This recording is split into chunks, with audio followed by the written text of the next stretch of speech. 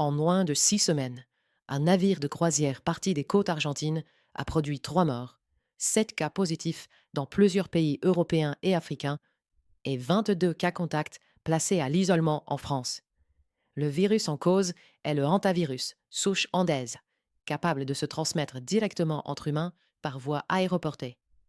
Les ventes de masques dans les pharmacies françaises ont été multipliées par 6 en 3 jours. Mesdames, Messieurs, bienvenue sur le Grand Angle. Cette revue est un rendez-vous hebdomadaire. Chaque semaine, nous revenons sur les faits d'actualité avec recul et précision. Pour ne pas manquer les prochaines éditions, vous pouvez vous abonner à la chaîne. Un seul geste suffit et vous serez averti de chaque nouvelle vidéo.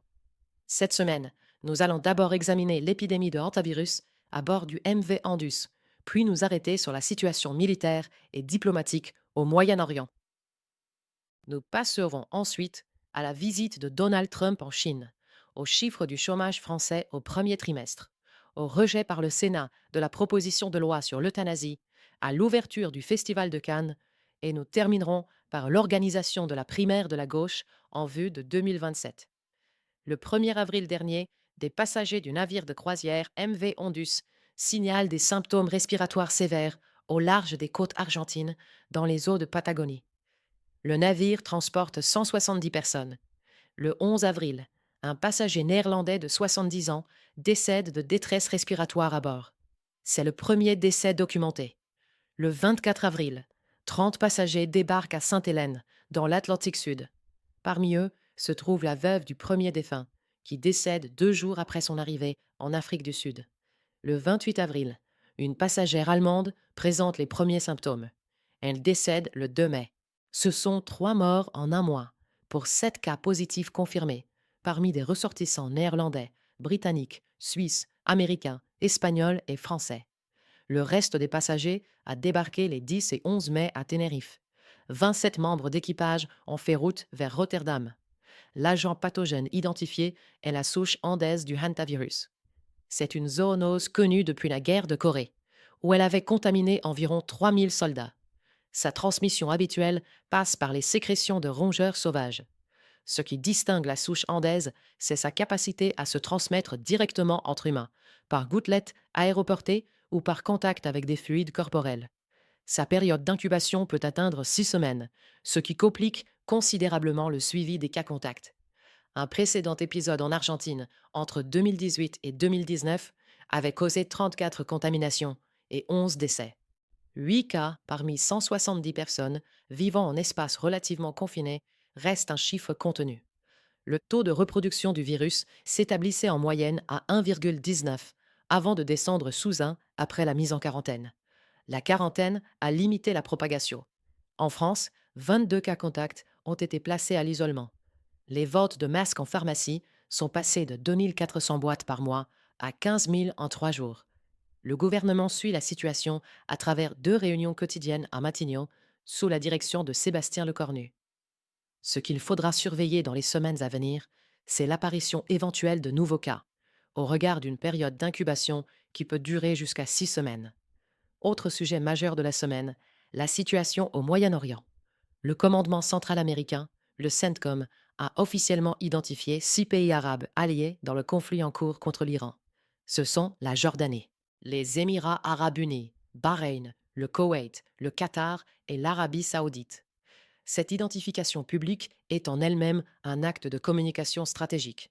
Les Émirats arabes unis ont déployé sur leur territoire le système de défense antimissile israélien, le Dôme de fer.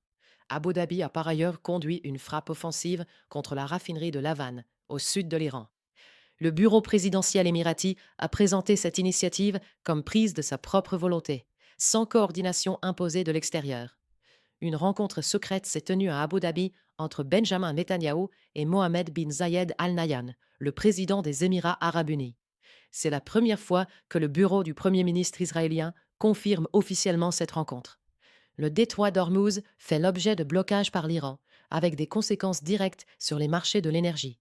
Téhéran a annoncé son intention de se doter de l'arme nucléaire en cas de nouvelles attaques sur son territoire. Les Émirats arabes unis ont expulsé des travailleurs pakistanais de confession chiite et leurs familles. À Bahreïn, une vingtaine de religieux chiites ont été arrêtés. La nomination publique des 6 alliés arabes par le CENTCOM représente une formalisation rare. Ce qui fonctionnait selon des canaux discrets est désormais énoncé publiquement. La frappe d'Abu Dhabi sur la raffinerie de l'Havane constitue un seuil qualitatif distinct, celui d'une puissance arabe qui frappe directement le sol iranien de sa propre initiative. La menace nucléaire iranienne est désormais formulée publiquement. Ce qu'il faudra suivre, c'est la réponse américaine à cette déclaration et la capacité des 6 alliés arabes à maintenir une posture offensive dans la durée. Venons-en maintenant à la visite de Donald Trump en Chine. Donald Trump a effectué une visite officielle à Pékin à la mi-mai 2026, après un report initialement prévu en avril en raison du conflit avec l'Iran. Il était accompagné d'une délégation de 17 chefs d'entreprise, parmi lesquels Elon Musk, Tim Cook et le dirigeant de Boeing. À l'issue des entretiens, la Chine s'est engagée à passer commande de 200 avions Boeing et de soja américain. Le président américain a qualifié les discussions de positives et productives. Parallèlement, le 8 mai, le Pentagone avait déclassifié 162 documents portant sur des phénomènes aérospatiaux non identifiés, à la demande de Donald Trump. Ces avancées commerciales s'inscrivent dans un contexte de tensions persistantes. Les États-Unis maintenaient des sanctions contre 9 entités chinoises accusées de fournir des composants pour les missiles iraniens. Un paquet d'aide militaire de 11 milliards de dollars avait été annoncé pour Taïwan fin 2025. Un second reste gelé. Xi Jinping et son épouse ont reçu une invitation à la Maison-Blanche pour le 24 septembre. Ce rendez-vous dira si cette visite a posé les bases d'un équilibre durable. En France, revenons sur les chiffres du marché du travail. Au premier trimestre 2026, le taux de chômage au sens du Bureau international du travail s'établit à 8,1% de la population active. C'est le niveau le plus élevé enregistré depuis 5 ans. Chez les 15-24 ans, il atteint 21%, soit une hausse de 2 points sur un an. Chez les 25-49 ans, le taux progresse à 7,3%. Chez les 50 ans et plus, il s'établit à 5%. Selon France Travail, 3 millions de personnes sont inscrites en catégorie A et 5 400 000 en incluant les catégories B et C. Sur les 12 derniers mois, les défaillances d'entreprises ont progressé de 5% pour atteindre près de 70 000. Le gouvernement s'est fixé l'objectif d'atteindre un taux de chômage inférieur à 5% d'ici 2027. À 8,1%, et avec une progression des défaillances d'entreprises qui ne s'est pas encore inversée, la distance avec cet objectif est aujourd'hui considérable. Autre actualité législative, le Sénat s'est prononcé sur la loi relative à l'euthanasie. Le mardi 12 mai, le Sénat a rejeté en seconde lecture la proposition de loi relative à l'euthanasie et au suicide assisté. La veille au soir, les sénateurs avaient rejeté l'article 2 du texte, celui qui définissait la procédure et les conditions d'accès. Sans cet article, le texte ne pouvait plus être adopté. La proposition de loi avait été transmise par l'Assemblée nationale. La Commission des affaires sociales du Sénat avait produit une version jugée restrictive par une partie des aidés. Le rejet en deuxième lecture ouvre 2 voies, soit une troisième lecture à l'Assemblée nationale, soit la convocation d'une commission mixte paritaire réunissant 7 députés et 7 sénateurs. La navette parlementaire se poursuit sans qu'un aboutissement soit acquis. Côté culture, le Festival de Cannes a ouvert ses portes cette semaine. La 79e édition a débuté le mardi 12 mai. Son budget total est de 30 millions d'euros, dont 15 millions de fonds publics. Le cinéaste Peter Jackson a reçu une palme d'or d'honneur. La semaine a été marquée par une tribune signée par 600 professionnels du cinéma, exprimant leur opposition à l'influence de Vincent Bolloré dans le secteur, après l'acquisition par Canal+ de 34% du capital d'UGC. La ministre Aurore Berger a assisté à la projection du film L'Abandon, consacré à l'affaire Samuel Paty.